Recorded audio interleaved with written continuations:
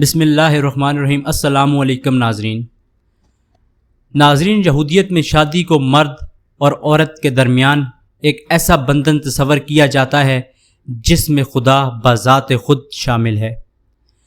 گو کہ ان کے یہاں شادی کا واحد مقصد افزائش نسل نہیں ہے، لیکن اس عمل کو افزائش نسل کے ربانی حکم کے پورا کرنے کا ذریعہ بتایا گیا ہے۔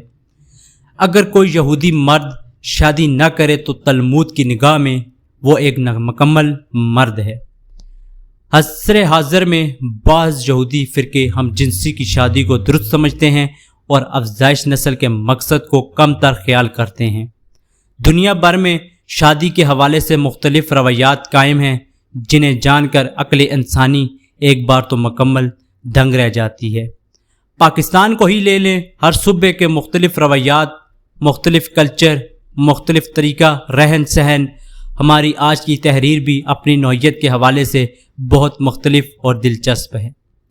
کمبل اوڑھ کر کوہ طور پر سونے کی روایت یہودیوں کی ہے۔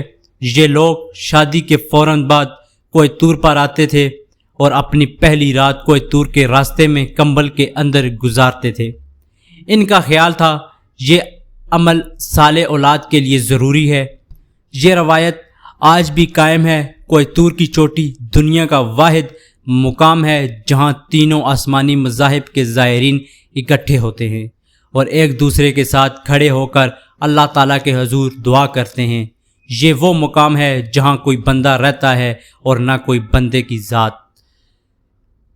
لیکن جوں جوں سورج چڑھتا جاتا ہے اور لوگ کوہ طور سے نیچے اترتے جاتے ہیں، یہ لوگ دوبارہ یہودی، عیسائی اور مسلمان ہوتے چلے جاتے ہیں، یہاں تک کہ کوہ طور کے دامن میں سینٹ کیتھرائن پہنچ کر یہ دوبارہ ایک دوسرے کے دشمن بن جاتے ہیں۔